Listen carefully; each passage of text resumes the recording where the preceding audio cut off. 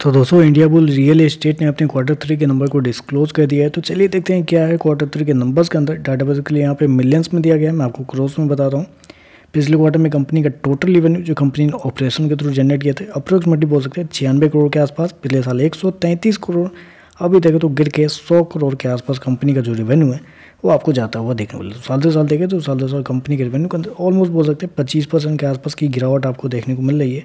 वहीं अगर क्वार्टर जाते हैं तो क्वार्टर कंपनी के रेवेन्यू के अंदर 4% के आसपास की तेजी है। तो क्वार्टर देखें तो कंपनी का रेवेन्यू हल्का सा बढ़ा है, लेकिन साल दर साल देखने के लिए जाते हैं तो कंपनी के जो रेवेन्यू है वो आपको गिरते हुए देखने को मिले। मैं बहुत लंबे समय से इस कंपनी के रिजल्ट को एनालाइज करते आ रहा हूँ, तो मुझे जहाँ तक याद है ये कंपनी हर साल दर साल अपने रेवेन्यू को जो कम करती देखने को मिल रही है। हर क्वार्टर देखा जाता है कि कंपनी का जो साल दर साल का रेवेन्यू जो होता है वो आपको कम ही देखने को मिल रहा है। चलिए कंपनी के खर्चे क्या है वो देख लेते हैं। बेसिकली पिछले क्वार्टर में कंपनी ने 124 करोड़ खर्च किए थे, पिछले साल 384 करोड़, अभी देखें तो कंपनी खर्चे 140 करोड़ के आसपास आपको देखने को मिले। तो कंपनी खर्चे भी देखें तो कंपनी खर्चे जितना कंपनी रेवेन्यू नहीं जनरेट करी है उससे कई ज़्यादा कंपनी के जो खर्चे हैं वो आपको देखने को मिल रहे हैं। चलिए कंपनी का नेट प्रॉफिट क्या निकलता है वो देखते हैं।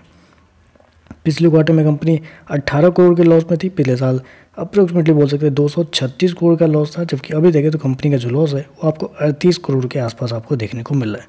तो कंपनी का जो लॉस है वो आपको साल दर साल देखें तो कंपनी के लॉस के अंदर एक अच्छी खासी रिकवरी आपको देखने को मिल रही है। अप्रोक्सीमेटली बोल सकते हैं वही 82 से 83% कंपनी का जो लॉस है वो आपको कम होता हुआ देखने को मिला है साल दर साल। लेकिन वहीं अगर क्वार्टर जाते हैं तो क्वार्टर कंपनी का जो लॉस है वो आपको डबल से भी ज़्यादा होता हुआ देखने को मिल रहा है। चलिए कंपनी का ईपीएस क्या है वो देख लेते हैं। तो देखिए पिछले क्वार्टर में कंपनी का ईपीएस 34 पैसे का माइनस का था, पिछले साल 4 रुपये 37 पैसे का माइनस का, अभी देखें तो 71 पैसे का माइनस का आपको देखने को मिला। तो ओवरऑल देखें तो नंबर कुछ खास देखने को नहीं मिल रहे, नंबर कमज़ोर ही आपको देखने को मिल रहा है, क्योंकि साल से साल देखा जाए तो कंपनी का रेवेन्यू और प्रॉफिट दोनों देखें तो आपको कुछ खास आपको देखने को नहीं मिल रहा है। हालांकि बेसिकली आप सभी को पता है कि ये कंपनी नंबर्स पे रिएक्ट नहीं करती है। बेसिकली इन कंपनी का जो कुछ मर्जर डीमर्जर जो होना है उसके ऊपर ये शेयर रिएक्ट आपको करता हुआ देखने को मिलता है। तो देखते हैं नंबर्स के ऊपर क्या रिएक्शन देखने को मिलेगा, लेकिन ओवरऑल देखें तो मेरे हिसाब से कुछ खास नंबर देखने को नहीं मिल रहा है। तो चलिए बस आज के लिए बस इतना ही। वीडियो पसंद आए तो लाइक कीजिएगा, साथ में साथ चैनल को सब्सक्राइब जो कीजिएगा। धन्यवाद।